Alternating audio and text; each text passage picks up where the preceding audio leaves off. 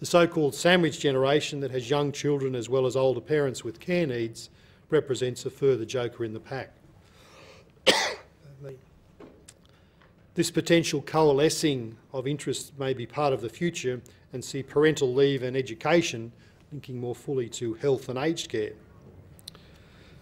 The Treasurer, when launching the intergenerational report in January, spoke in equal terms of the significance of climate change and an ageing population.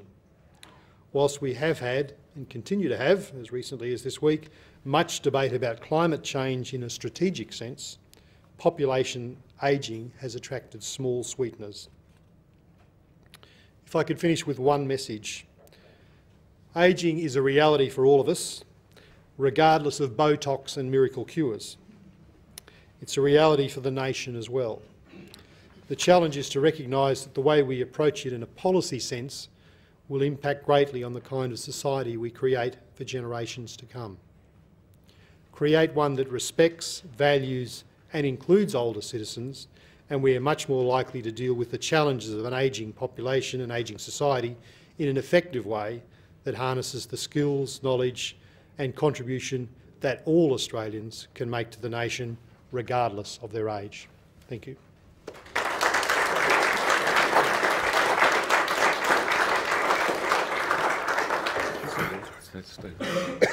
Thank you very much, Michael O'Neill. As usual, we have a period of questions now, starting with our media members and Mark Metherell. Mark Metherell from the Sydney Morning Herald and The Age. Mr O'Neill, you mentioned about the importance of the leadership of the Parliament in forging fresh approaches on aged care particularly. Do you foresee that under this new minority government that you have greater opportunities for senior Australians to press for a better deal, i.e. by driving interests that a minority government finds difficult to knock back? I certainly think that as all interest groups will exercise the opportunity to speak with perhaps more often with the independents, with the Greens, with the opposition, because of the very fluid nature of the Parliament as it is at the moment. That will certainly, in terms of ageing issues, provide us with some opportunities. We're aware that already from policy discussions that there are elements of the Greens have indicated they believe in, what the opposition has indicated their concerns about, that there are opportunities with those to press them further. The very nature of where the three independents, for example, from regional Australia come from, as I said in my remarks, I think aged care and the delivery of services to the aged, to people in the bush, is an understated thing and something that's been ignored. So again, an opportunity for us to press the issue heavily with them as well. Thank you. Next question is from Lani Vasek. Hello, Lani Vasek from The Australian. You mentioned that the current system is not sustainable without higher taxes being levied. So if a mining tax, in essence, does go ahead, would you want some of the revenue from that to be used to support aged care? I think what I said was that the current system is not sustainable as it is at the moment, given the level of funds that are invested into it. Taxation may be part of the response, but I suspect longer term there will be a need for greater exploration of people funding it, providing contributions more themselves rather than relying just on taxation increases. In the short term, the mining tax, if it were to go ahead, if it increases revenue substantially to the government, clearly that's an opportunity for government to invest further into the aged care system. But I think importantly, longer term, sustainability-wise, it's about looking at those alternatives, looking at ways that, for those folk who are able to and who are willing to invest in their own aged care, as well as considering things like the long-term care insurance, the HASA model of putting money away over time like superannuation. Those are opportunities that we need to explore in a way that we haven't to date. Just relying on taxation alone, I don't believe, is the answer long-term. Laurie Wilson. Laurie Wilson from APAC. You mentioned the point in your speech how difficult it is once you hit the 50 age mark to get a job when you find yourself unemployed, 3 times more difficult if you're in the 50s than if you're under that.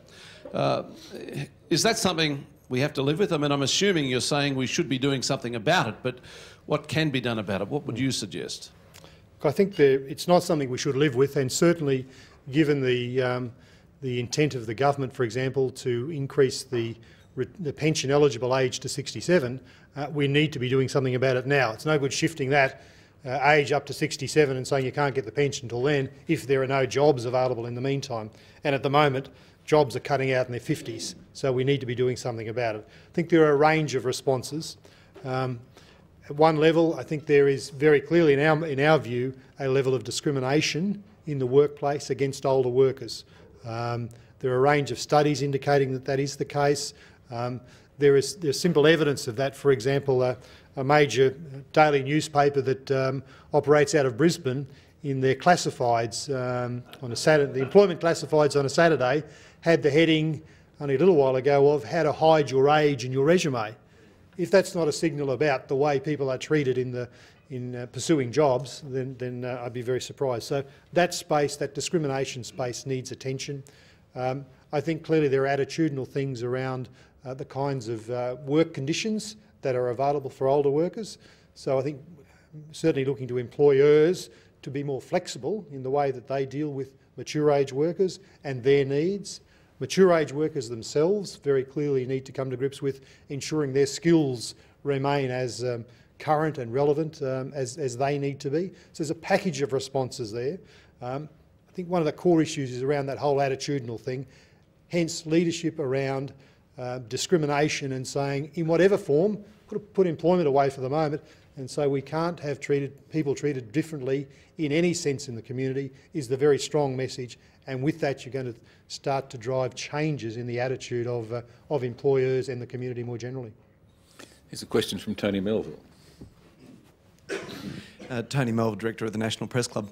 You mentioned in your speech the intergenerational report numbers that today for every one person over 65 there are 2.7, there are 5 people of working age, and in 40 years that's going to go down for every 65 down to 2.7. My question is, how's that not a doomsday scenario, halving the number of people paying taxes and doing everything, contributing, the number of people that can be in our community that can leverage money for infrastructure, etc. How's that not a doomsday scenario? And the other element of that intergenerational report was that to reach those sort of numbers, we were looking at a net overseas migration of 185,000, which is also the figure that leads to a population of 36 million. I'm just wondering where you fall with that. There's no doubt that the numbers are a major challenge.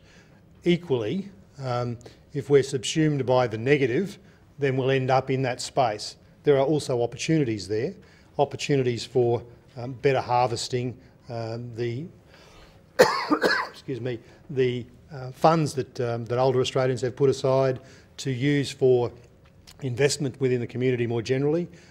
Technology, I think, will have a key role going forward. So investing in technology now that can assist with the aged and the care of the aged longer term, assistive technology, as it's called, is the kind of creative response we need to have that we don't have at the moment. Clearly, migration will be part of it. And whether we like it or not, the numbers may well need to shift beyond what's been contemplated to this point. The second part of the question was around? The population. Okay, so population-wise, I think that's part of that broader challenge we've got to get to grips with.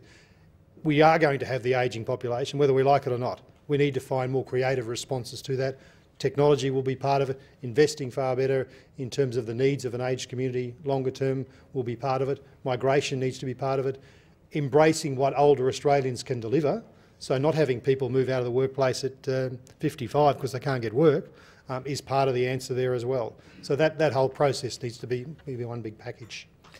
Michael O'Neill, can I put a couple of points to you from a broader perspective than they've been raised so far?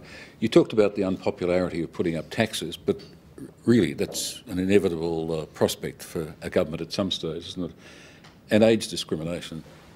What are the biggest offenders there is the government itself, and advocating higher taxes won't make you very popular either. How are we going to deal with those things?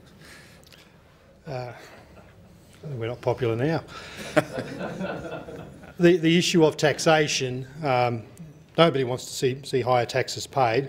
Taxes are part of the answer, but I think particularly in aged care, given the shift in population size that is occurring, it will be inevitable that people are expected to, where they have the capacity, to fund more of their own aged care.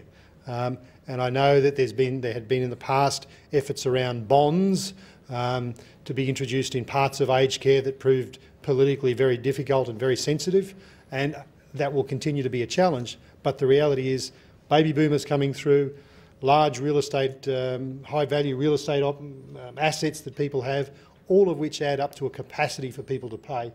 We've also done survey work which suggests people are happier to pay, more likely to pay now in increasing numbers, but what they do want is they want choice. So they want the opportunity when they're confronted by aged care, for example, to say, I'm prepared to pay my money, but I want this, this and this, and I don't want that and that, and I'll have a little bit of this. Now, it's that consumer choice which will drive better delivery, higher quality services, better delivery of services longer term. The market being introduced in a way that we haven't seen to date, where we've got a very regulated model, I think is part of the answer there long term. And you're going to lobby the government about their employment policies? The current government earlier this year developed a number of initiatives which are yet to come to fruition. We'll certainly be pursuing them about those. But the reality is, if they don't do something about employment for people in their 50s, it cuts across anything they want to do in retirement income space. So people cannot save and prepare for retirement if they're unemployed. So it cuts across all the good work that they've done to date around reforming superannuation, reforming the pensions and so forth. They need to ensure that people have the opportunity to obtain employment, and the discrimination issue is an essential part of that. Thank you. Here's a question from Mark Budds. Well, thank you for your usually thought-provoking talk, Michael. I guess in this Dementia Awareness Week, and having raised consumer-directed care as you have as an issue, what do you think we should be getting the new government to focus on in this term in terms of policy development and funding mechanisms that, for instance, organisations such as National Seniors and Alzheimer's Australia might work together to do in terms of the prospects we have in front of us and the growing population needs? My sense is that in the whole dementia area and Alzheimer's work, the important thing is around investing more and more into research so we can better understand both the disease itself, but also early recognition signs, and being able to better understand the significance of those and how to respond to them. So the preventative limitation approach, I think, is part of that as well, but it all comes back at the end of the day to recognising the significance of it as a health issue and investing in research that can help provide the answers for it going forward. Let's go back to Mark Metherell. Back to that issue of community attitudes to older people.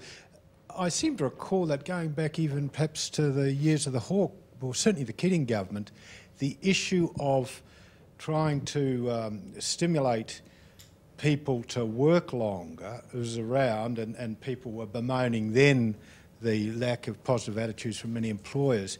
Do you think anything has changed really? Is there any sign that now that the baby boomers have got the grey hair, they're starting to take a kinder view as employers to their fellow age peers?